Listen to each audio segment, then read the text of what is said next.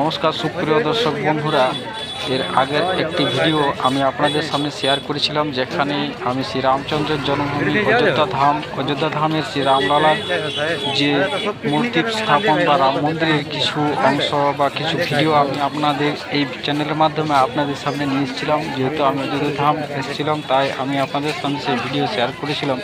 কিন্তু মূলত সেখানে যেহেতু ক্যামেরা বা কোনো ফোন অ্যালাউ নেই, তবুও আমি বাইরের থেকে যেটুকু আমি পেয়েছিলাম আমি আপনাদের সামনে শেয়ার করেছিলাম। অবশ্যই আপনারা আসবেন, এই ভগবান শ্রী রামচন্দ্রের জন্মভূমি অর্থাৎ অযোধ্যা ধাম একবার হলেও দর্শন করে যাবেন। রামচন্দ্রের যে মূর্তি, সেখানে যাওয়ার জন্য এখানে প্রতিনিয়ত প্রচুর হাজার হাজার ভক্তগণ এখানে আসেন। বাড়ির থেকে দূর দূরান্ত থেকে বিভিন্ন দূর প্রান্ত থেকে এখানে এসে থাকেন। তো আপনারা আশা করি আসবেন। আর সেই সাথে শ্রী রামলালার জন্মভূমি অর্থাৎ রাম মন্দির দেখার পর এখানে বেশ কিছু দর্শনীয় স্থান আছে। পুরো অযোধ্যা ধাম জুড়ে শ্রীরামচন্দ্রের বহু কাহিনী এখানে সেখানে চিত্র তুলে ধরা আছে। কিন্তু মূল মন্দির যেখানে রামলালার প্রতিষ্ঠা বা মূর্তি প্রতিস্থাপন করা হয়েছে, সেখান থেকে প্রায় হাফ কিলোমিটারের মধ্যে আপনারা হনুমানজি অর্থাৎ হনুমানগড়ির মন্দির, যেখানে রামচন্দ্রের একনিষ্ঠ ভক্ত সেই হনুমানগড়ির মন্দির অবশ্যই আপনারা আসবেন। তো চলুন আমি এই ভিডিওটি সেই হনুমানগড়ি মন্দিরের কিছু চিত্র বা আপনাদের সামনে তুলে ধরি। অবশ্যই এখানে যদি আসেন তো আপনার মনের মনস্কামনা পূর্ণ হবে, সেই সাথে সমস্ত বাধা বিপত্তি দূর হয়ে যাবে সংকটমোচন হনুমানজির কৃপায়।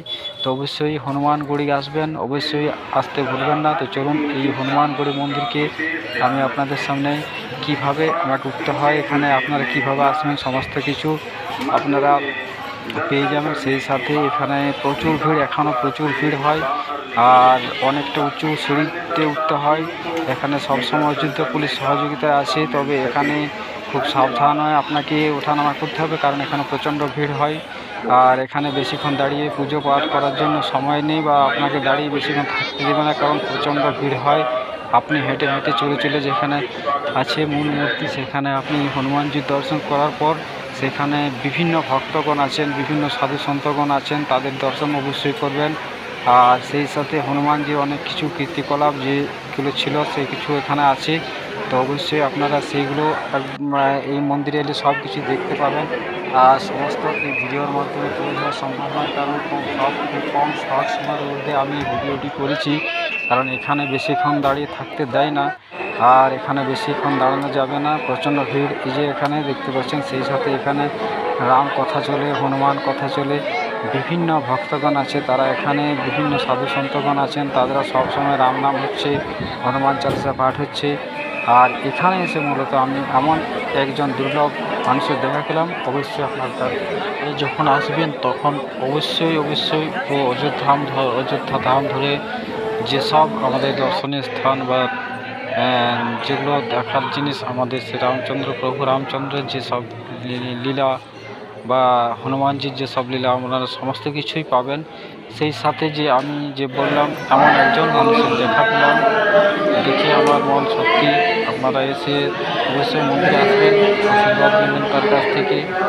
আর এখানে এলে আপনার মন সত্যি সম্পূর্ণভাবে চেঞ্জ হয়ে যাবে। তো সেই ব্যক্তির দর্শন আপনারা দেখুন, ব্যক্তিকে এখানে দেখতে পেলাম।